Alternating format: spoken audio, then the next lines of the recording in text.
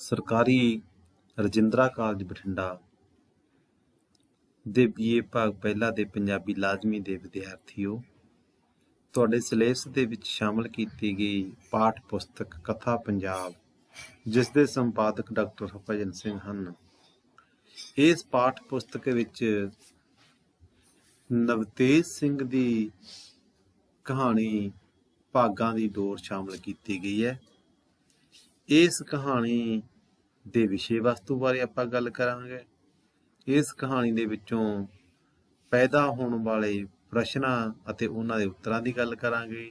ਨਾਲ ਹੀ ਨਵਤੇਜ ਸਿੰਘ ਦੀ ਪੰਜਾਬੀ ਕਹਾਣੀ ਨੂੰ ਦੇਣ, ਇਹਦੇ ਬਾਰੇ ਵੀ ਆਪਾਂ ਵਿਚਾਰ ਚਰਚਾ ਕਰਾਂਗੇ, ਜ਼ਿਕਰ ਕਰਾਂਗੇ। ਵਿਦਿਆਰਥੀਓ, ਨਵਤੇਜ ਸਿੰਘ ਦਾ ਜਨਮ 1924 ਈਸਵੀ ਨੂੰ ਹੋਇਆ ਸੀ ਅਤੇ ਉਹਨਾਂ ਦਾ ਦੇਹਾਂਤ 1981 ਈਸਵੀ ਨੂੰ ਹੋਇਆ ਸੀ। ਉਹਨਾਂ ਨੇ MA ਦੀ ਡਿਗਰੀ ਹਾਸਲ ਕੀਤੀ ਸੀਗੀ। MA ਉਹਨਾਂ ਨੇ ਮਨੋਵਿਗਿਆਨ ਦੇ ਵਿਸ਼ੇ ਦੇ ਵਿੱਚ ਕੀਤੀ ਸੀ। ਉਹਨਾਂ ਦਾ ਜਿਹੜਾ ਜੀਵਨ ਦਾ ਕਿੱਤਾ ਸੀਗਾ ਉਹ ਸੀ ਪੱਤਰਕਾਰੀ, ਅਤੇ ਨਾਲ ਹੀ ਉਹਨਾਂ ਨੇ ਪ੍ਰੀਤਲੜੀ ਦੀ ਸੰਪਾਦਨਾ ਵੀ ਕੀਤੀ ਸੀ। ਉਹਦੇ ਸੰਪਾਦਕ ਵੀ ਰਹੇ ਸੀਗੇ। ਪ੍ਰੀਤਲੜੀ ਜਿਹੜੇ ਗੁਰਬਖਸ਼ ਸਿੰਘ ਪ੍ਰੀਤਲੜੀ ਨੇ ਚਲਾਇਆ ਸੀ ਇੱਕ ਸਾਹਿਤਕ ਪਰਚਾ, ਉਹਦਾ ਸੰਪਾਦਨ ਵੀ ਉਹਨਾਂ ਨੇ ਕੀਤਾ ਸੀ। ਉਹਨਾਂ ਦੇ ਜਿਹੜੇ ਕਹਾਣੀ ਸੰਗ੍ਰਹਿ ਸੀ ਉਹਨਾਂ ਦਾ ਵੇਰਵਾ ਇਸ ਤਰ੍ਹਾਂ ਹੈ। ਜਿਹੜੇ ਕਹਾਣੀ ਸੰਗ੍ਰਹਿ ਪੰਜਾਬੀ ਸਾਹਿਤ ਨੂੰ ਦਿੱਤੇ, ਉਹਨਾਂ ਦਾ ਵੇਰਵਾ ਇਸ ਤਰ੍ਹਾਂ ਹੈ। ਉਹਨਾਂ ਦਾ ਪਹਿਲਾ ਕਹਾਣੀ ਸੰਗ੍ਰਹਿ ਸੀ ਦੇਸ਼ ਵਾਪਸੀ, ਉਸ ਤੋਂ ਅਗਲਾ ਨਵੀਂ ਰੁੱਤ, ਫਿਰ ਬਾਸਮਤੀ ਦੀ ਮਹਿਕ, ਚਾਨਣ ਦੇ ਬੀਜ। ਇਹ ਉਹਨਾਂ ਦੇ ਕਹਾਣੀ ਸੰਗ੍ਰਹਿ ਸੀਗੇ। ਵਿਦਿਆਰਥੀਓ, ਨਵਤੇਜ ਸਿੰਘ ਇੱਕ ਮਨੋਵਿਗਿਆਨੀ ਸੀ, ਕਿਉਂਕਿ ਉਹਨਾਂ ਨੇ ਜਿਹੜੀ ਮੁਹਾਰਤ ਸੀਗੀ ਮਨੋਵਿਗਿਆਨ ਦੇ ਵਿਸ਼ੇ ਦੀ ਸੀਗੀ। ਮਨੋਵਿਗਿਆਨ ਦੇ ਵਿਦਿਆਰਥੀ ਨਵਤੇਜ ਸਿੰਘ ਦੀ ਪਹਿਲੀ ਜਿਹੜੀ ਪਹਿਲੀ ਵਫਾ ਮਾਰਕਸਵਾਦ ਨਾਲ ਸੀਗੀ। ਮਾਰਕਸਵਾਦੀ ਵਿਚਾਰਧਾਰਾ ਦਾ ਉਹ ਮੁਦਈ ਸੀਗਾ। ਉਸ ਵਿਚਾਰਧਾਰਾ ਨੂੰ ਆਪਣੇ ਸਾਹਿਤਕ ਕਿਰਤਾਂ ਦੇ ਵਿੱਚ ਪੇਸ਼ ਕਰਦਾ ਸੀਗਾ। ਰਾਜਨੀਤਿਕ ਪੱਤਰਕਾਰੀ ਦੇ ਬਾਵਜੂਦ ਸੂਖਮ ਕਾਵ ਕਲਪਨਾ ਨਾਲ ਉਸਦਾ ਬੜਾ ਮੋਹ ਸੀਗਾ। ਸੂਖਮ ਕਾਵ ਕਲਪਨਾ ਉਹ ਆਪਣੀਆਂ ਰਚਨਾਵਾਂ ਦੇ ਵਿੱਚ ਅਕਸਰ ਕਰਦਾ ਸੀ। ਨਵਤੇਜ ਸਿੰਘ ਦੀਆਂ ਜਿਹੜੀਆਂ ਕਹਾਣੀਆਂ ਸੀਗੀਆਂ ਉਹਨਾਂ ਦੇ ਵਿੱਚ ਪੇਂਡੂ ਸਮੱਸਿਆਵਾਂ ਸ਼ਹਿਰੀ ਸੂਖਮਤਾ ਨਾਲ ਪੇਸ਼ ਹੋਈਆਂ ਹਨ। ਰੋਜ਼ਾਨਾ ਦੇ ਜਿਹੜੇ ਕਠੋਰ ਯਥਾਰਥ ਸੀਗੇ ਉਹਨਾਂ ਨੂੰ ਕੋਮਲ ਕਲਪਨਾ, ਚਿੱਤਰਾਂ ਅਤੇ ਪ੍ਰਤੀਕਾਂ ਰਾਹੀਂ ਪੇਸ਼ ਕਰਨ ਵਿੱਚ ਨਵਤੇਜ ਨੂੰ ਵਿਸ਼ੇਸ਼ ਰੁਚੀ ਸੀ। ਸਿੱਟਾ ਇਹਦਾ ਇਹ ਨਿਕਲਿਆ, ਇਹਦਾ ਜਿਹੜਾ ਰਿਜ਼ਲਟ ਕੀ ਨਿਕਲਿਆ ਇਹਦੇ ਸਿੱਟੇ ਦੇ ਵਜੋਂ, ਉਸਦੀ ਜਿਹੜੀ ਕਹਾਣੀ ਦਾ ਪ੍ਰਭਾਵ ਕਿਸੇ ਨਿਸ਼ਚਿਤ ਬਿੰਦੂ ਵਿੱਚ ਕੇਂਦਰਿਤ ਨਾ ਹੋ ਕੇ ਕਹਾਣੀ ਦੇ ਸਮੁੱਚੇ ਵਾਤਾਵਰਨ ਵਿੱਚ ਖਿੰਡਿਆ ਰਹਿੰਦਾ ਹੈ। ਕਹਾਣੀ ਦਾ ਪ੍ਰਭਾਵ ਕਵਿਤਾ ਵਰਗਾ ਹੁੰਦਾ ਹੈ। ਭਾਗਾਂ ਦੀ ਡੋਰ ਜਿਹੜੀ ਇਸ ਪਾਠ ਪੁਸਤਕ ਦੇ ਵਿੱਚ ਕਥਾ ਪੰਜਾਬ ਪਾਠ ਪੁਸਤਕ ਦੇ ਵਿੱਚ ਸ਼ਾਮਲ ਕੀਤੀ ਕਹਾਣੀ ਆ ਉਹਦੀ, ਉਹ ਹੈਗੀ ਭਾਗਾਂ ਦੀ ਡੋਰ। ਇਹਦੇ ਵਿੱਚ ਪੇਂਡੂ ਵਹਿਮਾਂ ਦੀ ਸ਼ਹਿਰੀ ਬੌਧਿਕ ਵਿਆਖਿਆ ਹੈ। ਜਿਹੜੇ ਲੋਕ ਆ ਪਿੰਡ ਦੇ, ਉਹ ਵਹਿਮ ਭਰਮਾਂ ਦੇ ਵਿੱਚ ਫਸੇ ਹੋਏ ਆ। ਇਹ ਅਸਲ ਦੇ ਵਿੱਚ ਜਦੋਂ ਦੇਸ਼ ਆਜ਼ਾਦ ਹੋਇਆ ਸੀ ਉਦੋਂ ਥੋੜ੍ਹਾ ਟਾਈਮ ਬਾਅਦ ਦੀ ਗੱਲ ਹੀ ਹੈ। ਔਰ ਪਿੰਡਾਂ ਦੇ ਵਿੱਚ ਲੋਕ ਪਹਿਲਾਂ ਦੀ ਤਰ੍ਹਾਂ ਹੀ, ਉਸੇ ਤਰ੍ਹਾਂ ਹੀ ਜਿਹੜਾ ਪ੍ਰਭਾਵ ਬਣਿਆ ਹੋਇਆ ਸੀਗਾ ਕਿ ਟੂਣੇ ਟਾਮਣ ਕਰ ਲਓ, ਪਸ਼ੂਆਂ ਨੂੰ ਬਿਮਾਰੀ ਤੋਂ ਬਚਾ ਲਓ, ਉਸ ਤਰ੍ਹਾਂ ਦੀ ਚਰਚਾ ਅਕਸਰ ਲੋਕਾਂ ਦੇ ਵਿੱਚ ਹੁੰਦੀ ਸੀ। ਭਾਗਾਂ ਦੀ ਡੋਰ ਉਸ ਦੇ ਆਸੇ ਪਾਸੇ ਘੁੰਮਦੀ ਹੈ। ਵਹਿਮ ਸ਼ੁੱਧ ਭੌਤਿਕ ਸਥਿਤੀ ਵਿੱਚ ਪੈਦਾ ਹੋਇਆ ਮਾਨਸ ਪੁੱਤਰ ਹੈ। ਇਸ ਦਾ ਇੱਕ ਕਿਨਾਰਾ ਦਿਨ ਪ੍ਰਤੀ ਦਿਨ ਦੀਆਂ ਲੋੜਾਂ ਨਾਲ ਵੱਜਾ ਹੋਇਆ। ਜਿਹੜਾ ਵਹਿਮ ਹੈ ਨਾ, ਇਹ ਅਸਲ ਦੇ ਵਿੱਚ ਸਾਡੇ ਸਮਾਜ ਦੇ ਵਿੱਚ ਹੀ ਪੈਦਾ ਹੁੰਦਾ ਹੈ। ਸਮਾਜਿਕ ਲੋੜਾਂ ਦੇ ਵਿੱਚੋਂ ਹੀ ਇਹ ਜਨਮ ਲੈਂਦਾ ਹੈ ਅਤੇ ਵਿਕਾਸ ਕਰਦਾ ਹੈ। ਇਸ ਦਾ ਇੱਕ ਪਾਸਾ ਦਿਨ ਪ੍ਰਤੀ ਦਿਨ ਰੋਜ਼ਾਨਾ ਦੀ ਜਿਹੜੀ ਲੋੜਾਂ ਨਾਲ ਵੱਜਿਆ ਹੋਇਆ, ਤੇ ਦੂਸਰਾ ਕਿਨਾਰਾ ਮਨੁੱਖੀ ਅਵਚੇਤਨ ਵਿੱਚ ਵਸਣ ਵਾਲੀ ਮਾਨਸਿਕ ਜੁਗਤ ਨਾਲ, ਉਹਦੇ ਅਵਚੇਤਨ ਦੇ ਵਿੱਚ, ਮਾਨਸਿਕਤਾ ਦੇ ਵਿੱਚ ਵਸਿਆ ਹੋਇਆ ਇਹ ਜਿਹੜਾ ਵਿਸ਼ਵਾਸ ਹੈ, ਜਿਹੜਾ ਇਹ ਤੁਸੀਂ ਕਹਿ ਸਕਦੇ ਹੈਗੇ ਹੋ ਵਹਿਮ ਹੈ, ਭਰਮ ਹੈ, ਉਹਦੀ ਮਾਨਸਿਕਤਾ ਦੇ ਵਿੱਚ ਵੀ ਵਸੇ ਹੋਏ ਹੈ। ਭੌਤਿਕ ਤੇ ਮਾਨਸਿਕਤਾ ਦਾ ਸੁਮੇਲ ਨਵਤੇਜ ਦੀ ਕਹਾਣੀ ਦੀ ਵਿਲੱਖਣਤਾ ਹੈ। ਉਹਦੀ ਜਿਹੜੀ ਕਹਾਣੀ, ਉਹਦੀ ਵਿਲੱਖਣਤਾ ਗੁਣ ਇਹ ਹੈ ਕਿ ਉਹਦੇ ਜਿਹੜਾ ਵਹਿਮ ਭਰਮ ਹੈਗੇ ਆ ਉਹਨੂੰ ਬੜੇ ਵਧੀਆ ਢੰਗ ਦੇ ਨਾਲ ਪੇਸ਼ ਕਰਨ ਦੀ ਉਹਨੇ ਸਫਲ ਯਤਨ ਕੀਤਾ ਹੈ। ਆਪਾਂ ਹੁਣ ਇਸ ਕਹਾਣੀ ਦਾ ਪਾਠ ਦੇਖਦੇ ਹਾਂ ਕੀ ਕਹਿੰਦਾ ਹੈ, ਨਾਲ ਨਾਲ ਵਿਆਖਿਆ ਵੀ ਕਰੀ ਜਾਵਾਂਗੇ ਵਿਦਿਆਰਥੀਓ। ਭਾਗਾਂ ਦੀ ਡੋਰ ਨਵਤੇਜ ਸਿੰਘ। ਸਾਰਾ ਪਿੰਡ ਪ੍ਰਤਾਪੀ ਸਾਧ ਨੂੰ ਉਡੀਕ ਰਿਹਾ ਸੀ। ਜਦੋਂ ਉਹ ਉਹਨਾਂ ਦੇ ਪਿੰਡ ਚਰਨ ਪਾਉਂਦਾ ਤੇ ਡੰਗਰਾਂ ਦਾ ਟੂਣਾ ਕਰਦਾ ਹੈ। ਅਸਲ ਦੇ ਵਿੱਚ ਸਾਰਾ ਪਿੰਡ ਪ੍ਰਤਾਪੀ ਸਾਧ ਹੈ ਇੱਕ, ਉਹਨੂੰ ਉਡੀਕੀ ਜਾਂਦਾ ਕਿ ਕਦੋਂ ਉਹ ਆਊਗਾ ਉਹਨਾਂ ਦੇ ਪਿੰਡ ਦੇ ਵਿੱਚ ਕਦੋਂ ਚਰਨ ਪਾ ਰਿਹਾ ਤੇ ਕਦੋਂ ਉਹ ਡੰਗਰਾਂ ਦਾ ਟੂਣਾ ਕਰੂਗਾ, ਉਹਨਾਂ ਦੇ ਪਸ਼ੂਆਂ ਨੂੰ ਬਚਾਊਗਾ। ਤੇਜੂ ਮਜ਼੍ਹਬੀ ਨੂੰ ਤੇ ਜਾਪ ਰਿਹਾ ਸੀ ਜਿਵੇਂ ਭਾਗਾਂ ਦੀ ਡੋਰ ਹੀ ਉਸ ਸਾਧ ਦੇ ਹੱਥ ਹੈ। ਸਮੁੱਚਾ ਜਿਹੜਾ ਪਿੰਡ ਹੈਗਾ ਉਹਦੇ ਭਾਗ ਜਿਹੜੇ ਜੁੜੇ ਹੋਏ ਆ ਉਹ ਸਾਧ ਦੇ ਨਾਲ ਜੁੜੇ ਹੋਏ ਆ। ਉਹ ਆਊਗਾ ਤੇ ਉਹ ਆ ਕੇ ਪਿੰਡ ਦੇ ਲੋਕਾਂ ਦੇ ਭਾਗ ਨੂੰ ਬਦਲ ਦੇਊਗਾ, ਉਹਨਾਂ ਦੇ ਭਾਗਾਂ ਨੂੰ ਖੋਲ ਦੇਊਗਾ। ਉਹਨਾਂ ਦੇ ਭਾਗਾਂ ਦੀ ਜਿਹੜੀ ਡੋਰ ਹੈ ਉਹ ਸਾਧ ਦੇ ਹੱਥ ਦੇ ਵਿੱਚ ਹੈ। ਜਦੋਂ ਸਾਧ ਆਊਗਾ ਤੇ ਉਹਨਾਂ ਦੇ ਜਿਹੜੇ ਸਾਰੇ ਕੰਮ ਰਾਸ ਹੋ ਜਾਣਗੇ। ਇਹ ਉਹਦੇ ਮਨ ਦੇ ਵਿੱਚ ਇੱਕ ਵਹਿਮ ਹੈ। ਪੈਲੀਆਂ ਵਾਲਿਆਂ ਦੀਆਂ ਮਿਰਚਾਂ ਫੁੱਲ ਗੁੱਡੀ ਲੱਗ ਕੇ ਸਜ ਗਈਆਂ ਸਨ। ਕੋਈ ਆਪਣਾ ਕਮਾਦ ਗੋੜਦਾ ਆਇਆ ਸੀ ਤੇ ਕੋਈ ਆਪਣੀ ਝੋਨੇ ਦੀ ਪਨੀਰੀ ਵਿੱਚੋਂ ਨਦੀਨ ਕੱਢ ਰਿਹਾ ਸੀ। ਪਰ ਤੇਜੂ ਕੋਲ ਤਾਂ ਇੱਕੋ ਉਹਦੀ ਬਿੱਲੋ ਹੀ ਸੀ। ਬਿੱਲੋ ਉਹਦੀ ਮੱਝ ਦਾ ਨਾਂ ਹੈ ਵਿਦਿਆਰਥੀਓ। ਉਹਨੇ ਛੋਟੀ ਜਿਹੀ ਕੱਟੀ ਪਾਲੀ ਸੀ ਤੇ ਵੱਡੀ ਹੋ ਕੇ ਉਹ ਮੱਝ ਬਣ ਗਈ ਸੀ ਤੇ ਮੱਝ ਦਾ ਨਾਂ ਉਹਨੇ ਬਿੱਲੋ ਰੱਖ ਦਿੱਤਾ ਸੀ। ਪਿੰਡ ਵਿੱਚ ਰੋਜ਼ ਹੀ ਕੁਝ ਡੰਗਰ ਕੰਨ ਢਿੱਲੇ ਛੱਡਣ ਲੱਗ ਪਏ ਸਨ। ਪਸ਼ੂਆਂ ਨੂੰ ਬਿਮਾਰੀ ਲੱਗਣੀ ਸ਼ੁਰੂ ਹੋ ਗਈ ਸੀਗੀ, ਤਾਈਓ ਲੋਕ ਇਸ ਦਾ ਓੜ-ਪੋੜ ਕਰ ਰਹੇ ਸੀਗੇ। ਉਹ ਪੱਠੇ ਖਾਣੇ ਛੱਡ ਦਿੰਦੇ ਸੀ। ਉਹਨਾਂ ਦੀਆਂ ਅੱਖਾਂ ਦੇ ਵਿੱਚ ਪਾਣੀ ਆਉਣਾ ਸ਼ੁਰੂ ਹੋ ਜਾਂਦਾ ਸੀ ਤੇ ਫਿਰ ਕੁਝ ਹੀ ਚਿਰ ਪਿੱਛੋਂ ਸੰਘ ਢੱਡ ਲੈਂਦੇ ਸੀ ਉਹ ਤੇ ਮੂੰਹ ਝੱਗ ਵਗਦੀ ਸੀ। ਔਖੇ ਸਾਹ ਲੈਂਦੇ ਸੀ ਜਿਵੇਂ ਗਲ ਫੜਿਆ ਜਾਏ। ਬੜੇ ਔੜ-ਪੌੜ ਲੋਕਾਂ ਕੀਤੇ ਪਰ ਕੋਈ ਵਾਹ ਨਹੀਂ ਸੀ। ਪਿੰਡ ਦੇ ਕਈ ਡੰਗਰ ਮਰ ਚੁੱਕੇ ਸੀ ਇਸ ਬਿਮਾਰੀ ਦੇ ਨਾਲ, ਜਿਹੜੀ ਬਿਮਾਰੀ ਪਿੰਡ ਦੇ ਵਿੱਚ ਡੰਗਰਾਂ ਦੇ ਵਿੱਚ ਫੈਲੀ ਹੋਈ ਸੀਗੀ। ਵੱਡਾ ਹਨੇਰਾ ਇਹ ਸੀ ਕਿ ਲਵੇ ਪਸ਼ੂ ਤੇ ਚੋਟੀ ਦੇ ਡੰਗਰ ਹੀ ਇੰਜ ਫੜੇ ਜਾਂਦੇ ਸਨ। ਲਵੇ ਪਸ਼ੂ ਹੁੰਦਾ ਜਿਹੜੇ ਚੜ੍ਹਦੀ ਉਮਰ ਦੇ ਪਸ਼ੂ ਸੀਗੇ ਤੇ ਜਾਂ ਜਿਹੜਾ ਡੰਗਰਾਂ ਦੇ ਉੱਪਰ ਬਹੁਤ ਜ਼ਿਆਦਾ ਕਹਿ ਸਕਦੇ ਹੋ ਕਿ ਹੱਟੇ ਕੱਟੇ ਡੰਗਰ ਸੀਗੇ, ਉਹਨਾਂ ਨੂੰ ਇਹ ਬਿਮਾਰੀ ਜਲਦੀ ਪਕੜਦੀ ਸੀ। ਜਿਹੜੇ ਵਗ ਵਿੱਚ ਸਭ ਤੋਂ ਵੱਧ ਫੱਬਦੇ ਸਨ ਉਹਨਾਂ ਉੱਤੇ ਹੀ ਇਹ ਸਾੜ ਸਤੀ ਆਈ ਸੀ ਤੇ ਸਾਰਿਆਂ ਪਸ਼ੂਆਂ ਦੇ ਵਿੱਚੋਂ ਜਿਹੜੇ ਸਭ ਤੋਂ ਚੋਟੀ ਦੇ ਪਸ਼ੂ ਸੀਗੇ ਨਾ, ਉਹਨਾਂ ਦੇ ਉੱਪਰ ਇਹ ਬਿਮਾਰੀ ਜ਼ਿਆਦਾ ਪ੍ਰਭਾਵਸ਼ਾਲੀ ਹੋ ਕੇ ਪਈ ਸੀਗੀ। ਉਹਨਾਂ ਦੀ ਮੌਤ ਦਾ ਕਾਰਨ ਬਣੀ ਸੀਗੀ। ਪਿੰਡ ਵਿੱਚ ਕੁਝ ਨੇ ਕਿਹਾ ਸੀ ਕਿ ਸਾਧ ਨੂੰ ਛੱਡੋ, ਐਤਕੀ ਬਲਾਕ ਵਾਲਿਆਂ ਨੂੰ ਦਰਖਾਸਤਾਂ ਦੇ ਕੇ ਸਭਨਾ ਪਸ਼ੂਆਂ ਨੂੰ ਟੀਕੇ ਲਵਾ ਲਈਏ। ਕਿਸੇ ਨੇ ਵਿੱਚੋਂ ਗੱਲ ਕੀਤੀ, ਛੱਡੋ ਕਹਿੰਦੇ ਇਹ ਵਹਿਮ ਭਰਮ, ਕਿਉਂ ਇਹਨਾਂ ਵਹਿਮਾਂ ਭਰਮਾਂ ਦੇ ਮਗਰ ਲੱਗੇ ਆ। ਆਪਾਂ ਬਲਾਕ ਦੇ ਵਿੱਚ ਜਾਂਦੇ ਹਾਂ, ਉੱਥੇ ਮਹਿਕਮੇ ਕੋਲੇ ਜਾਂਦੇ ਹਾਂ, ਮਹਿਕਮੇ ਵਾਲਿਆਂ ਨੂੰ ਆਪਾਂ ਇੱਕ ਪੱਤਰ ਦਿੰਦੇ ਹਾਂ, ਦਰਖਾਸਤ ਦਿੰਦੇ ਹਾਂ, ਇੱਕ ਚਿੱਠੀ ਦਿੰਦੇ ਹਾਂ ਤੇ ਉਹ ਆ ਕੇ ਸਾਰੇ ਪਿੰਡ ਦੇ ਪਸ਼ੂਆਂ ਨੂੰ ਇਸ ਬਿਮਾਰੀ ਤੋਂ ਬਚਾਓ ਦੇ ਟੀਕੇ ਲਾ ਦੇਣਗੇ। ਬਜ਼ੁਰਗ ਲੋਕ ਇਹਦੇ ਅਗੇਂਸਟ ਖੜ ਜਾਂਦੇ ਆ, ਉਹਦੇ ਵਿਰੋਧ 'ਚ ਖੜ ਜਾਂਦੇ ਆ। ਬਜ਼ੁਰਗਾਂ ਇਹ ਸਲਾਹ ਉੱਕਾ ਹੀ ਨਾ ਮੰਨੀ। ਟੜੇ ਟੀਕਿਆਂ ਕੁਝ ਨਹੀਂ ਸਵਾਰਨਾ। ਇਹ ਤੁਹਾਡੇ ਜਿਹੜੇ ਟੀਕੇ ਆ ਨਾ, ਇਹਨਾਂ ਨੇ ਕੁਝ ਨਹੀਂ ਸਵਾਰਨਾ। ਸਰਕਾਰੀ ਕੰਮਾਂ ਦੀ ਸੁਸਰੀ ਚਾਲ ਦਾ ਤਾਂ ਪਤਾ ਹੀ ਹੈ ਤੁਹਾਨੂੰ। ਸੁਸਤ ਚਾਲ ਜਿਹੜੀ ਹੈਗੀ ਆ ਉਹਦਾ ਪਤਾ ਹੀ ਹੈ ਤੁਹਾਨੂੰ। ਪਹਿਲਾਂ ਸਾਰੇ ਪਿੰਡ ਦੇ ਦਸਖਤ ਕਰਾਉਂਗੇ, ਫਿਰ ਦਰਖਾਸਤਾਂ ਦਿੰਦੇ ਫਿਰੋਂਗੇ। ਕਿੰਨੇ ਦਿਨ ਦਰਖਾਸਤ ਦਫ਼ਤਰਾਂ ਵਿੱਚ ਚੱਕਰ ਕੱਟੇਗੀ ਤੇ ਪਿੱਛੋਂ ਭਾਵੇਂ, ਪਰ ਪਿਛਲੇ ਸਾਲ ਵਾਂਗ ਡੰਗਰ ਡਾਕਟਰ ਸਿਰ ਹਿਲਾ ਦੇ ਟੀਕਿਆਂ ਦੀ ਦਵਾਈ ਹੈ ਹੀ ਨਹੀਂ। ਇਸ ਤਰ੍ਹਾਂ ਦੇ ਨਾਲ ਕਹਿੰਦਾ ਸਰਕਾਰੀ ਕੰਮ ਦੀ ਦੇਰੀ ਵੀ ਉਹਨਾਂ ਦੇ ਵਹਿਮ ਨੂੰ ਪਰਪੱਕ ਕਰ ਰਹੀ ਸੀਗੀ। ਸਰਕਾਰੀ ਕੰਮਾਂ ਦੀ ਜਿਹੜੀ ਦੇਰੀ ਸੀਗੀ ਉਹ ਵੀ ਸਾਇੰਸ ਅਤੇ ਜਿਹੜੀ ਟੈਕਨੋਲੋਜੀ ਹੈ ਉਹਦੇ ਰਾਹ ਦੇ ਵਿੱਚ ਕਿਤੇ ਨਾ ਕਿਤੇ ਰੋੜਾ ਬਣ ਰਹੀ ਸੀ। ਲੋਕਾਂ ਤੇ ਉਹਨੂੰ ਪਹੁੰਚਾਉਣ ਤੱਕ ਰੋੜਾ ਬਣ ਰਹੀ ਸੀਗੀ। ਜਿਹੜੀ ਸਰਕਾਰੀ ਦਵਾਈ ਸੀ ਉਹ ਲੋਕਾਂ ਦੇ ਪਸ਼ੂਆਂ ਨੂੰ ਛੇਤੀ ਕਿਤੇ ਮਿਲਦੀ ਨਹੀਂ ਸੀ। ਇੰਨੇ ਬਹੁਤ ਸਾਰੇ ਜਿਹੜੇ ਕਹਿ ਸਕਦੇ ਹੋ ਤੁਸੀਂ ਕਿ ਕੁਛ ਇੱਕ ਅਜਿਹੀਆਂ ਵਧਾਵਾਂ ਸਨ, ਵਾਧਾ ਪਈਆਂ ਹੋਈਆਂ ਸਨ, ਜਿਨ੍ਹਾਂ ਨੂੰ ਪਾਰ ਕਰਨਾ ਸਧਾਰਨ ਬੰਦੇ ਦੇ ਵੱਸ ਦਾ ਰੋਗ ਨਹੀਂ ਸੀ। ਅਖੀਰ ਜਿਨ੍ਹਾਂ ਟੀਕਿਆਂ ਲਈ ਆਵਾਜ਼ ਕੱਢੀ ਸੀ ਉਹ ਵੀ ਸਾਧ ਦੀ ਸ਼ਰਨ ਲੈਣੀ ਮੰਨ ਗਏ।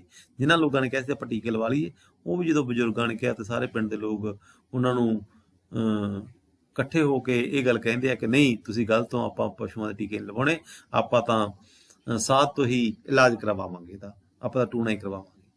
ਬੜਾ ਪ੍ਰਤਾਪੀ ਤੇ ਕਰਨੀ ਵਾਲਾ ਸਾਧ ਸੀ ਉਹ। ਹੁਣ ਤਾਂ ਬਿਰਧ ਹੋ ਚੁੱਕਿਆ ਸੀ, ਪਰ ਜਦੋਂ ਭਰ ਜਵਾਨੀ ਹੁੰਦਾ ਸੀ ਨਾ ਤਾਂ ਦੱਸਦੇ ਨੇ ਕਿ ਇੱਕ ਵਾਰੀ ਡੇਰੇ ਵਿੱਚ ਇੱਕ ਕਿਸੇ ਜਵਾਨ ਔਰਤ ਨਾਲ ਉਹਦੇ ਉੱਤੇ ਉਂਝ ਲੱਗ ਗਈ ਸੀ। ਲੋਕਾਂ ਨੇ ਦੇਖੀ ਸੀ ਗੱਲ, ਤੇ ਸਾਧ ਨੇ ਇਹ ਅਨਰਥ ਸੁਣਦਿਆਂ ਹੀ ਆਪਣਾ ਜਿਹੜੇ ਇੰਦਰੀ ਉਹ ਵੱਢ ਦਿੱਤੀ ਸੀ। ਕਹਿੰਦੇ ਇਹ ਲੋਕ, ਉਸ ਪਿੰਡ ਦੇ ਲੋਕ ਇਹ ਗੱਲ ਕਹਿੰਦੇ ਆ। ਅੱਜ ਪਿੰਡ ਦੇ ਮੋਹਰੀ ਇਸ ਸਾਧ ਨੂੰ ਲਿਆਉਣ ਗਏ ਸਨ। ਪਹਿਲਾਂ ਲੋਕੀ ਸਹਿਜ ਸੁਭਾਅ ਆਪਣੇ ਡੰਗਰਾਂ ਨੂੰ ਕਹਿ ਛੱਡਦੇ ਹੁੰਦੇ ਸਨ, ਤੈਨੂੰ ਗੜੀ ਪਏ, ਪਰ ਕੁਝ ਦਿਨਾਂ ਤੋਂ ਇੰਜ ਕੋਈ ਨਹੀਂ ਸੀ ਕਹਿੰਦਾ। ਤੇਜੂ ਮਜ਼੍ਹਬੀ ਨੇ ਤਾਂ ਆਪਣੀ ਝੋਟੀ ਨੂੰ ਪਹਿਲਾਂ ਵੀ ਕਦੇ ਗਾਲ ਨਹੀਂ ਸੀ ਕੱਢੀ। ਉਹਨੇ ਛੋਟੀ ਜਿਹੀ ਕੱਟੀ ਤੋਂ ਆਪਣੀ ਬਿੱਲੋ ਏਡੀ ਕੀਤੀ ਸੀ, ਛੋਟੀ ਜਿਹੀ ਕੱਟੀ ਪਾਲੀ ਸੀ ਤੇ ਹੌਲੀ ਹੌਲੀ ਮੱਝ ਬਣ ਗਈ ਸੀ। ਜਦੋਂ ਉਹ ਰੋਟੀ ਖਾਂਦਾ ਤੇ ਉਹਦੀ ਬਿੱਲੋ ਚੌਂਤਰੇ ਕੋਲ ਆ ਜਾਂਦੀ, ਉਹਨੇ ਉਹਨੂੰ ਬੁਰਕੀਆਂ ਦੇ ਪੁੱਤਾਂ ਵਾਂਗ ਪਾਲਿਆ ਸੀ। ਬਿੱਲੋ ਜਿੱਥੇ ਵੀ ਹੁੰਦੀ ਉਹਨੂੰ ਵੇਖ ਕੇ ਅੜਿੰਗਣ ਲੱਗ ਪੈਂਦੀ, ਤੇ ਜਿਵੇਂ ਕਿਤੇ ਬਿੱਲੋ ਨੂੰ ਪਤਾ ਸੀ ਕਿ ਚੇਤੇ ਸ਼ਾਹ ਤੇਜੂ ਨੂੰ ਕਰਜ਼ਾ ਉਤਾਰਨ ਲਈ ਬੜਾ ਤੜੀ ਦੇ ਰਿਹਾ ਹੈ। ਉਹ 3.5 ਵਰਿਆਂ ਵਿੱਚ ਹੀ ਸੂ ਪਈ ਸੀ। ਜਿਵੇਂ ਕਹਿੰਦੇ ਇੱਕ ਪਸ਼ੂ ਨੂੰ ਵੀ ਪਤਾ ਹੋਵੇ ਕਿ ਤੇਜੂ ਨੇ ਤਾਂ ਪਿੰਡ ਦੇ ਸ਼ਾਹ ਦਾ ਕਰਜ਼ਾ ਦੇਣਾ ਹੈ, ਤੇ ਉਹ ਜਲਦੀ 3.5 ਸਾਲਾਂ ਦੀ ਉਮਰ ਦੇ ਵਿੱਚ ਹੀ ਸੂ ਪਈ ਸੀ, ਔਰ ਉਹਨੇ ਤੇਜੂ ਦੇ ਕਰਜ਼ਾ ਲਾਹੁਣ ਦੇ ਵਿੱਚ ਬਹੁਤ ਯੋਗਦਾਨ ਪਾਉਣਾ ਸੀ, ਇਹ ਮੰਨਿਆ ਜਾ ਰਿਹਾ ਸੀ। ਚੇਤੇ ਸ਼ਾਹ ਨੇ ਬਥੇਰਾ ਜ਼ੋਰ ਲਾਇਆ ਸੀ ਕਿ ਤੇਜੂ ਉਹਨੂੰ ਬਿੱਲੋ ਦੇ ਭਾਵੇਂ ਸਾਰੇ ਖਾਤੇ ਉੱਤੇ ਲਕੀਰ ਕਰਵਾ ਲਏ, ਪਰ ਤੇਜੂ ਤਾਂ ਬਿੱਲੋ ਦੇ ਸੂੰਦਿਆਂ ਸਾਰ ਜੈਲੇ ਦੋਧੀ ਕੋਲੋਂ 100 ਰੁਪਈਆ ਪੇਸ਼ਗੀ ਫੜਕ ਕਿਸ਼ਤ ਚੇਤੇ ਸ਼ਾਹ ਦੀ ਤਾਰ ਦਿੱਤੀ, ਤੇ ਉਹਦੀ ਆਸ ਸੀ ਇੱਕੋ ਸੂਏ ਵਿੱਚ ਉਹ ਭਾਰਾ ਲਾ ਲਏਗਾ, ਸਾਰਾ ਜਿਹੜਾ ਕਰਜ਼ਾ ਉਹ ਉਤਾਰ ਦੇਗਾ ਇੱਕੋ ਸੂਏ ਦੇ ਵਿੱਚ, ਔਰ ਦੁੱਧ ਵੇਚ ਕੇ ਸਾਰਾ ਕਰਜ਼ਾ ਲਾ ਦੂਗਾ। ਪਰ ਹੁਣ ਪਿੰਡ ਵਿੱਚ ਕਿਸੇ ਦੀ ਕੱਟੀ ਮਰ ਗਈ ਸੀ ਤੇ ਉਹਦੀ ਮੈਂਹ ਨਹੀਂ ਸੀ ਮਿਲਦੀ, ਕਿਸੇ ਦੀ ਮੈਂਹ ਨੂੰ ਹੀ ਕਸਰ ਹੋ ਗਈ ਸੀ। ਤੇਜੂ ਨੂੰ ਬੜਾ ਡਰ ਲੱਗਾ ਰਿਹਾ ਸੀ, ਪਰ ਉਹਨੂੰ ਪ੍ਰਤਾਪੀ ਸਾਧ ਉੱਤੇ ਬੜਾ ਨਿਸ਼ਚਾ ਸੀ। ਸਾਧ ਲਈ ਗਏ ਬੰਦੇ ਖੋਪੀਏ ਪਰਤ ਆਏ ਸਨ, ਸ਼ਾਮ ਤੇ ਕੋਹ ਵਾਪਸ ਪਰਤ ਆਏ ਸਨ ਜਿਹੜੇ ਸਾਧ ਨੂੰ ਲੈਣ ਗਏ ਸੀਗੇ। ਇੱਕ ਸਾਧ ਉਹਨਾਂ ਨਾਲ ਆਇਆ ਸੀ, ਪਰ ਉਹ ਪ੍ਰਤਾਪੀ ਸਾਧ ਨਹੀਂ ਸੀ, ਉਹਦਾ ਵੱਡਾ ਚੇਲਾ ਸੀ। ਪ੍ਰਤਾਪੀ ਸਾਧ ਨੂੰ ਉਹਨਾਂ ਦੇ ਪਹਿਲਾਂ ਹੀ ਹੋਰ ਪਿੰਡ ਵਾਲੇ ਲੈ ਗਏ ਸੀ। ਪਿੰਡ ਵਿੱਚ ਪੀਪਾ ਖੜਕ ਗਿਆ। ਪੀਪਾ ਖੜਕਣਾ ਹੋਕਾ ਦੇਣ ਤੋਂ ਪਹਿਲਾਂ ਦੀ ਸਥਿਤੀ। ਅੱਜ ਕੱਲ ਤਾਂ ਸਪੀਕਰ ਲੱਗੇ ਆ ਪਿੰਡਾਂ ਦੇ ਵਿੱਚ, ਉਹਦੇ ਵਿੱਚ ਹੋਕਾ ਦੇ ਦਿੰਦੇ ਆ, ਪਰ ਉਸ ਸਮੇਂ ਪਿੰਡਾਂ ਦੇ ਵਿੱਚ ਪੀਪਾ ਖੜਕਾਇਆ ਜਾਂਦਾ ਸੀ ਜਾਂ ਢੋਲ ਖੜਕਾਇਆ ਜਾਂਦਾ ਸੀ, ਮਨਿਆਦੀ ਕਰਾਈ ਜਾਂਦੀ ਸੀ, ਤੇ ਲੋਕਾਂ ਨੂੰ ਇਹ ਗੱਲ ਦੱਸੀ ਜਾਂਦੀ ਸੀ ਕਿ ਭਾਈ ਵੀ ਇਹ ਹੋਕਾ ਦਿੱਤਾ ਜਾਂਦਾ ਸੀ ਇੱਕ ਤਰ੍ਹਾਂ ਦੇ ਨਾਲ। ਪਿੰਡਾਂ ਵਿੱਚ ਪੀਪਾ ਖੜਕ ਗਿਆ। ਭਰਾਓ, ਡੰਗਰਾਂ ਦਾ ਉਪਾਅ ਕਰਨ ਲਈ ਸਾਧ ਆ ਗਏ ਨੇ। ਪੰਚਾਇਤ ਦਾ ਹੁਕਮ ਏ, ਰਾਤੀ 10 ਵਜੇ ਤੋਂ ਲੈ ਕੇ ਸਵੇਰੇ ਜਦੋਂ ਤੱਕ ਸਾਰੇ ਪਿੰਡ ਦੇ ਡੰਗਰ ਨਹੀਂ ਲੰਘ ਜਾਂਦੇ, ਉਦੋਂ ਤੱਕ ਕੋਈ ਦੀਵੇ ਵੱਟੀ ਨਾ ਲਾਏ, ਨਾ ਹੀ ਅੱਗ ਵਾਲੇ, ਨਾ ਖੂਹੀ ਚੋਂ ਪਾਣੀ ਕੱਢੇ, ਨਾ ਨਲਕਾ ਗੇੜੇ, ਨਾ ਗਾਂ ਮੱਝ ਚੋਵੇ। ਪਿੰਡੋਂ ਬਾਹਰ ਕੋਈ ਨਾ ਜਾਏ, ਨਾ ਹੀ ਅੰਦਰ ਆਏ। ਜਿਹੜਾ ਇਸ ਨੇਮ ਦਾ ਉਲੰਘਣ ਕਰੇਗਾ ਉਹ ਪਿੰਡ ਦਾ ਦੇਣਦਾਰ ਹੋਏਗਾ, ਮੂੰਹ ਕਾਲਾ ਕਰਕੇ ਉਹਨੂੰ ਖੋਤੇ ਤੇ ਚੜਾਇਆ ਜਾਏਗਾ, 50 ਰੁਪਏ ਦੰਡ ਵੀ ਲਿਆ ਜਾਏਗਾ। ਇਹ ਪਿੰਡ ਦੇ ਵਿੱਚ ਐਲਾਨ ਹੋ ਗਿਆ ਇਹ ਗੱਲ ਦਾ। ਸਾਧ ਨੇ ਚੇਤੇ ਸ਼ਾਹ ਦੀ ਹੱਟੀ ਤੋਂ ਅੱਧ ਗਜ਼ ਹਲਵਾਨ, ਨਾਰੀਅਲ ਤੇ ਸਮੱਗਰੀ ਦਾ ਡੱਬਾ ਲੈ ਲਿਆ ਸੀ, ਤੇ ਸ਼ਾਹ ਨੇ ਹੀ 2 ਸੇਰ ਜਿਹੜਾ ਦੇਸੀ ਘਿਓ ਸੀ ਉਹਦਾ ਵੀ ਪ੍ਰਬੰਧ ਕਰ ਦਿੱਤਾ ਸੀ।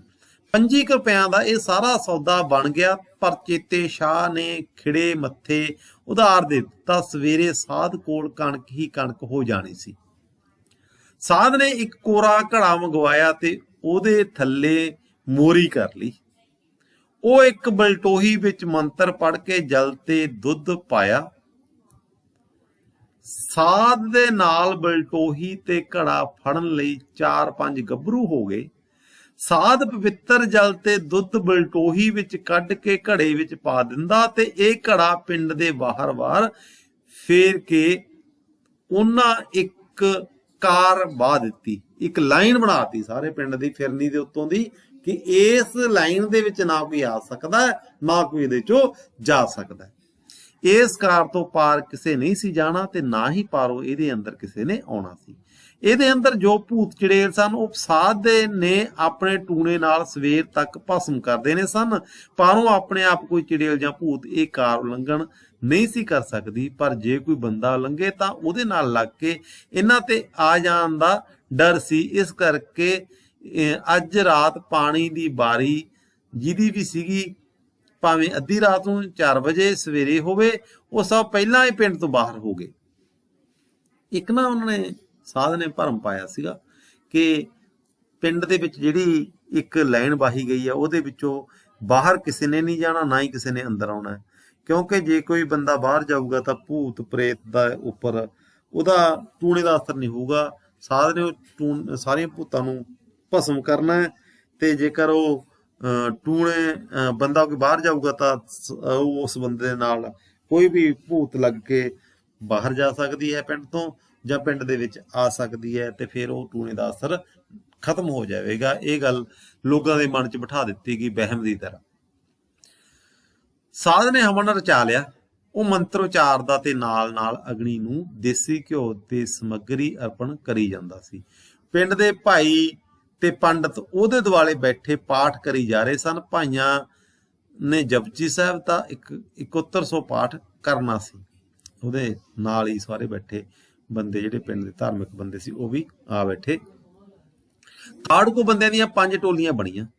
ਹਰ ਟੋਲੀ ਨੇ ਇੱਕ ਇੱਕ ਹਲਵੰਡ ਲੈ ਲਿਆ। ਸਾਧ ਨੇ ਹਵਨ ਵਿੱਚੋਂ ਕੁਝ ਅੰਗਿਆਰ ਚੁੱਕ ਕੇ ਹਲਵਾਂਡਿਆਂ ਵਿੱਚ ਪਾਏ ਤੇ ਸਮੱਗਰੀ ਧੂੜ ਦਿੱਤੀ। ਇਹ ਮਹਿਕਦਾ ਹਲਵਾਂਡਾ ਲੈ ਕੇ ਇਹ ਟੋਲੀਆਂ ਪਿੰਡ ਵਿੱਚ ਪੱਤੀਓ ਪੱਤੀ ਖਿੰਡ ਗਈਆਂ। ਸਾਰੇ ਪਿੰਡ ਦੀ ਜਿਹੜੀਆਂ ਪੱਤੀਆਂ ਸੀਗੀਆਂ ਉਹਨਾਂ ਦੇ ਵਿੱਚ ਸਾਰੇ ਗੱਭਰੂ ਖਿੰਡ ਗਏ, ਤੇ ਘਰ ਘਰ ਜਾ ਕੇ ਇਹ ਜਿਹੜੀ ਉਹਨਾਂ ਦੀ ਧੂਪ ਸੀਗੀ ਉਹ ਪਸ਼ੂਆਂ ਨੂੰ ਦੇ ਰਹੇ ਸੀ, ਘਰ ਘਰ ਦੇ ਕੋਨੇ ਕੋਨੇ ਦੇ ਵਿੱਚ, ਤਾਂ ਕਿ ਕੋਈ ਭੂਤ ਪ੍ਰੇਤ ਜਿਹੜੀ ਜਾਂ ਕੋਈ ਵੀ ਮਾੜੀ ਸ਼ੈ ਹੈਗੀ ਹੈ ਪਿੰਡ ਦੇ ਵਿੱਚ ਉਹਦੇ ਅਸਰ ਨੂੰ ਖਤਮ ਕੀਤਾ ਜਾ ਸਕੇ।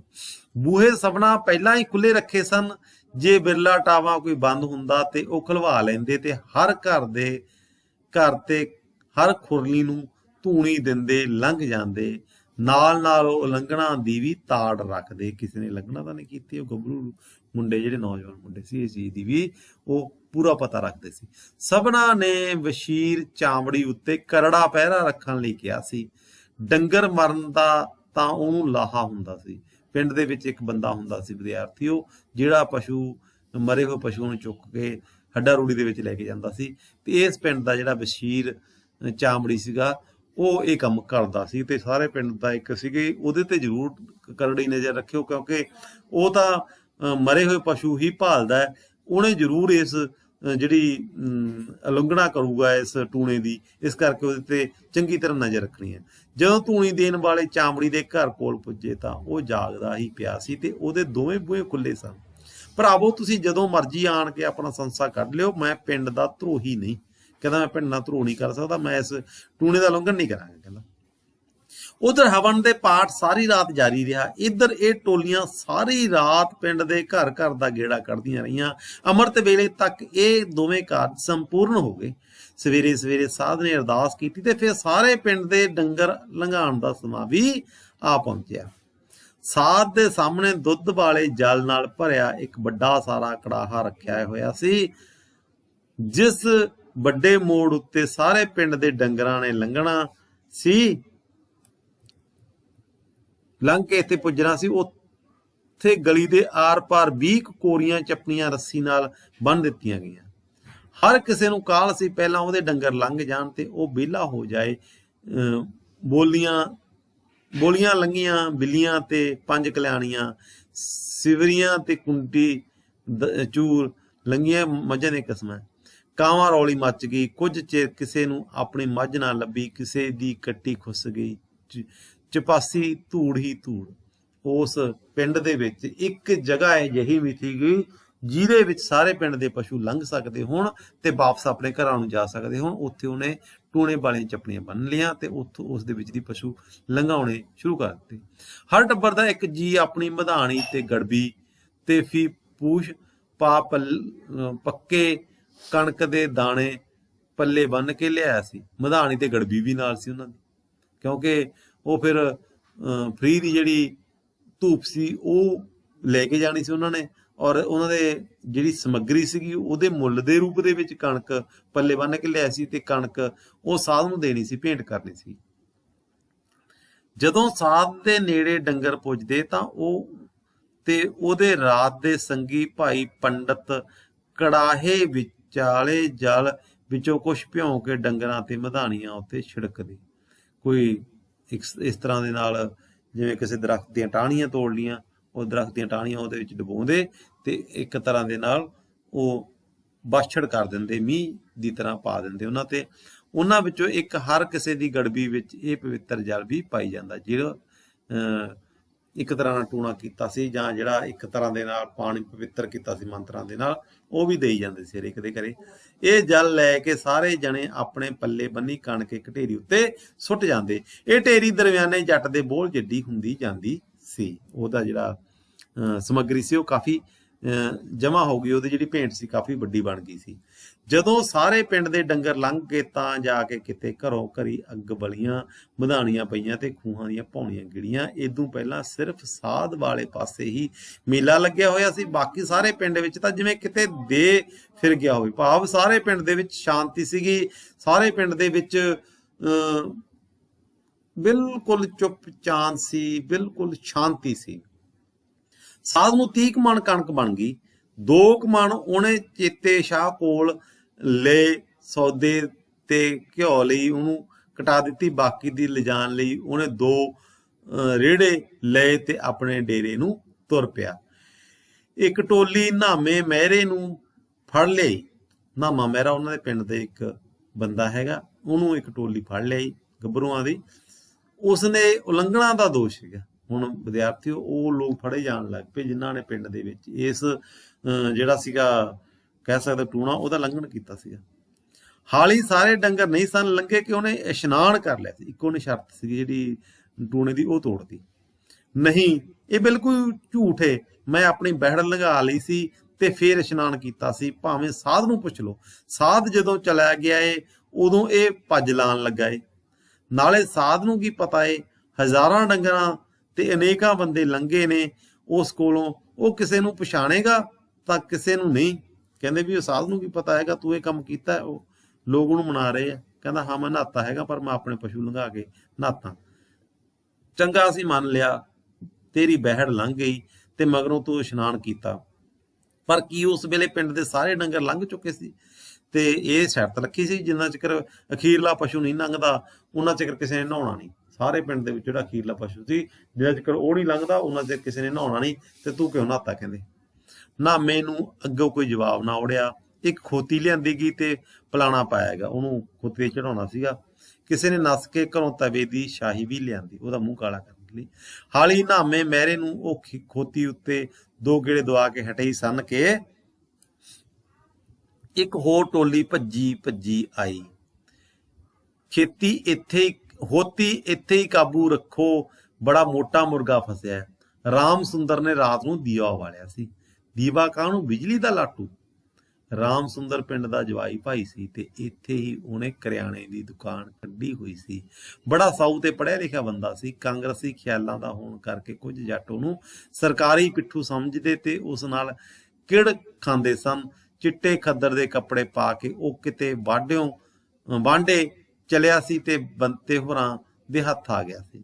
ਉਹ ਆਪਣੇ ਰਿਸ਼ਤੇਦਾਰੀ ਜਾਣਾ ਚਾਹੁੰਦਾ ਸੀਗਾ ਤੇ ਉਹ ਲੋਕਾਂ ਦੇ ਹੱਥ ਦੇ ਵਿੱਚ ਜਿਹੜੇ ਪਹਿਰੇ ਵਾਲੇ ਬੰਦੇ ਸੀ ਉਹਨਾਂ ਦੇ ਹੱਥੀ ਚੜ ਗਿਆ। ਉਹ ਰਾਮ ਸੁੰਦਰ ਤੇਲੀ ਹੋਇਆ ਸਭਨਾ ਸਾਹਮਣੇ ਖਲੋਤਾ ਸੀ।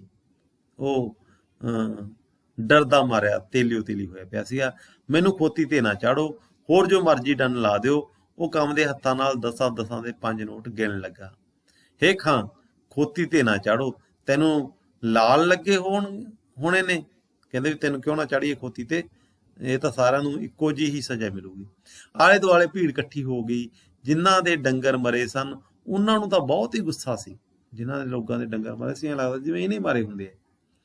ਹਨੇਰਾ ਆ ਗਿਆ, ਪਿੰਡ ਦਾ ਕੋਈ ਸਲੂਕ ਹੀ ਨਹੀਂ ਰਿਹਾ, ਮਰਿਆਦਾ ਹੀ ਮੁੱਕ ਗਈ ਏ। ਤਦੇ ਤੇ ਬਿਮਾਰੀਆਂ ਵੱਧਦੀਆਂ ਜਾਂਦੀਆਂ ਨੇ। ਹੰਦੇ ਖਾਣੇ ਬਾਹਮਣਾ ਤੇ ਇਹਨਾਂ ਕੁੱਤੇ ਮਹਿਰਿਆਂ ਅਤੇ ਚੁੱਕੀ ਹੋਈ ਏ। ਇੱਕ ਤਾਂ ਉਹ ਜਿਹੜਾ ਬੰਦਾ ਸੀ ਪਹਿਲਾਂ ਉਹਨੂੰ ਸਜ਼ਾ ਦੇ ਚੁੱਕੇ ਸੀ। ਦੂਸਰੇ ਪੰਡਤ ਦਾ ਮੁੰਡਾ ਹੈਗਾ। ਇਹਨਾਂ ਦੋਨਾਂ ਤੇ ਉਹ ਲੋਕ ਹੁਣ ਗੁੱਸਾ ਕੱਢੀ ਜਾਂਦੇ। ਹਜ਼ਾਰ ਦੀਆਂ ਮੱਝਾਂ ਮਰ ਗਈਆਂ ਨੇ, ਪਰ ਇਹਨਾਂ ਦੇ ਕੰਨੀ ਜੂ ਨਹੀਂ ਸਰਕੀ।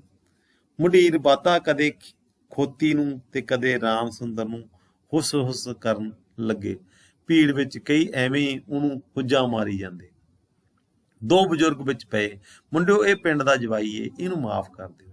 ਹੇ ਖਾਂ, ਪਿੰਡ ਦਾ ਜਵਾਈ ਹੋਵੇਗਾ ਤਾਂ ਲਵਾਏ ਬਾਹਮਣ ਦਾ, ਸਾਡਾ ਤਾਂ ਕੁਝ ਨਹੀਂ ਨਾ ਲੱਗਦਾ। ਲੋਕ ਉਹਨੂੰ ਕਹਿ ਰਹੇ ਆ, ਹਾਂ 50 ਦੀ ਥਾਂ 60 ਭਰ ਲਓ, ਪਰ ਖੋਤੀ ਤੇ ਨਾ ਚੜਾਓ। ਤੇ ਨਾਮਾ ਬੰਦਾ ਨਹੀਂ ਹੋਣਾ ਜਿਸ ਨੂੰ ਅਸਾਂ ਖੋਤੀ ਤੇ ਚੜਾਇਆ। ਅਸੀਂ ਸਫੈਦ ਪੋਸ਼ੀ ਦੇ ਲਿਹਾਜ਼ ਨਹੀਂ ਪਾਲਣ ਦੇਣੇ। ਪਰੇ ਸਾਹਮਣੇ ਸਭੇ ਬਰੋਬਰ ਨੇ। ਕਹਿੰਦਾ ਪਰੇ ਹੁੰਦੀ ਹੈ ਪੰਚਾਇਤ ਦੇ ਸਾਹਮਣੇ ਸਾਰੇ ਬਰਾਬਰ ਹੈ। ਕਹਿੰਦਾ ਕਾਮਰੇਡ ਬੋਲਿਆ, ਬੰਤਾ ਬੜੀ ਪਹਿਲਾਂ ਕਾਮਰੇਡ ਦੀ ਪਾਰਟੀ ਵਿੱਚ ਹੁੰਦਾ ਸੀ। ਇੱਕ ਵਾਰੀ ਕਿਸਾਨ ਮੋਰਚੇ ਵਿੱਚ ਕੈਦ ਵੀ ਕੱਟ ਆਇਆ ਸੀ। ਫਿਰ ਪਾਕਿਸਤਾਨ ਬਣਨ ਸਮੇਂ ਪਿੰਡ ਦੇ ਮੁਸਲਮਾਨਾਂ ਦਾ ਮਾਲ ਲੁੱਟਣ ਕਰਕੇ ਕਾਮਰੇਡਾਂ ਵਿੱਚੋਂ ਨਿਕਲ ਗਿਆ ਤੇ ਹੁਣ ਹੱਦ ਉੱਤੇ ਬਲੈਕ ਵਾਹੁੰਦਾ ਸੀ, ਪਰ ਪਿੰਡ ਵਿੱਚ ਸਾਰੇ ਉਹਨੂੰ ਕਾਮਰੇਡ ਕਹਿ ਕੇ ਹੀ ਬੁਲਾਉਂਦੇ ਸਨ। ਚੰਗਾ, ਇੰਜ ਕਰਦੇ ਆ, ਨਾਮੇ ਮਹਿਰੇ ਨੂੰ ਪੁੱਛ ਲੈਂਦੇ ਆ, ਜੇ ਉਹ ਇਹਨੂੰ ਮਾਫੀ ਦੇ ਦੇ ਤਾਂ ਸਾਡੇ ਵੱਲੋਂ ਇਹ ਬਰੀ। ਨਾਮੇ ਨੂੰ ਬੁਲਾਇਆ ਗਿਆ। ਉਹਨੇ ਮੂੰਹ ਤੋਂ ਤਵੇ ਦੀ ਸ਼ਾਹੀ ਹਾਲੀ ਪੂਰੀ ਤਰ੍ਹਾਂ ਲੱਥੀ ਨਹੀਂ ਸੀ। ਲੋਕੀ ਹੱਸਣ ਲੱਗ ਪਏ। ਨਾਮੇ ਨੇ ਧਮਕ ਕੇ ਕਿਹਾ, ਭਰਾਵੋ ਜੇ ਮੇਰੀ ਇੱਜ਼ਤ ਇਸ ਨਾਲੋਂ ਮਾੜੀ ਏ ਤਾਂ ਬਿਨਾਂ ਸ਼ੱਕ ਇਹਨੂੰ ਮਾਫੀ ਦੇ ਦਿਓ, ਪਰ ਜੇ ਮੇਰੀ ਤੇ ਇਹਦੀ ਇੱਜ਼ਤ ਬਰੋਬਰ ਸਮਝਦੇ ਹੋ ਤਾਂ ਇਹਨੂੰ ਵੀ ਉਹੀ ਸਜ਼ਾ ਦਿਓ। ਕਾਮਰੇਡ ਦੀ ਚੜ੍ਹ ਮੱਚ ਗਈ। ਮੁੰਡੀਰ ਬਾਦੇ ਨੇ ਬੜੀ ਊਦੜ ਧੂਮੀ ਮਚਾਈ। ਖੋਤੀ ਉੱਤੇ ਪਲਾਣਾ ਫੇਰ ਕੱਸਿਆ ਗਿਆ। ਦੋਵੇਂ ਬਜ਼ੁਰਗਾਂ ਨੇ ਪਿੰਡ ਦੇ ਜਵਾਈ ਹੋਣ ਦਾ ਤਰਲਾ ਮਾਰ ਕੇ ਇਹ ਛੋਟ ਲੈ ਲਈ ਕਿ ਰਾਮ ਸੁੰਦਰ ਦਾ ਮੂੰਹ ਕਾਲਾ ਨਾ ਕੀਤਾ ਜਾਵੇ। ਕਾਮਰੇਡ ਤੇ ਉਹਦੇ ਜੋਟੀਦਾਰ ਰਾਮ ਸੁੰਦਰ ਨੂੰ ਚੁੱਕ ਕੇ ਖੋਤੀ ਉੱਤੇ ਚਾੜ ਦਿੱਤਾ। ਇਹਦਾ ਮੂੰਹ ਤੇ ਸ਼ਾਹੀ ਮਲ ਦੀ ਲੋੜ ਹੀ ਨਹੀਂ, ਵੇਖੋ ਪਹਿਲਾਂ ਹੀ ਕਿਵੇਂ ਕਾਲਾ ਹੋਇਆ ਪਿਆ ਏ। ਕਿਉਂ ਭਾਈ ਲਾਲਾ ਕਿਸ ਭਾਅ ਵਿਕਦੀ ਏ? ਹੁਣ ਸੁਣਾ ਅਖਬਾਰ ਦੀ ਕੋਈ ਖਬਰ, ਕਿਵੇਂ ਚੱਪੜ ਆਪਣੀ ਸਰਕਾਰ ਦੇ ਗੁਣ ਗਾਉਂਦਾ ਹੁੰਦਾ ਸੀ। ਦੁਪਹਿਰ ਦਾ ਇਹ ਖੌਰੂ ਮੁੱਕਿਆ ਹੀ ਸੀ ਕਿ ਪਿੰਡ ਵਿੱਚ 2 ਮੱਝਾਂ ਮਰਨ ਦੀ ਖਬਰ ਆ ਗਈ। ਤਖਤ ਪੋਸ ਉੱਤੇ ਬੈਠੇ ਕੇ ਵਿਚਾਰਾਂ ਹੋਣ ਲੱਗੀਆਂ। ਪੂਰਾ ਉਪਾਅ ਤਾਂ ਇਹ ਉਲੰਘਣ ਕਰਨ ਵਾਲੇ ਹੋਣ ਹੀ ਨਹੀਂ ਦਿੰਦੇ। ਬਿਮਾਰੀ ਖਲੋਵੇ ਕਿਵੇਂ? ਮੈਂ ਤਾਂ ਪਹਿਲਾਂ ਕਿਹਾ ਸੀ ਸਾਧ ਛੱਡੋ, ਡਾਕਟਰ ਕੋਲੋਂ ਟੀਕੇ ਲਵਾਈਏ। ਇਹ ਤਾਂ ਪਖੰਡੀ ਸਾਧ ਸੀ, ਐਵੇਂ ਸਾਧਾਂ ਦੇ ਨਾਮ ਬਦਨਾਮ ਕਰਦਾ ਪਿਆ ਕਰਦਾ ਹੈ। ਪ੍ਰਤਾਪੀ ਸਾਧ ਦੀ ਕੋਈ ਰੀਸ ਨਹੀਂ। ਰਾਤ ਨੂੰ ਇਹ ਸਾਧ ਵਿੱਚ ਠੌਂਕੇ ਲਾਉਂਦਾ ਰਿਹਾ ਏ।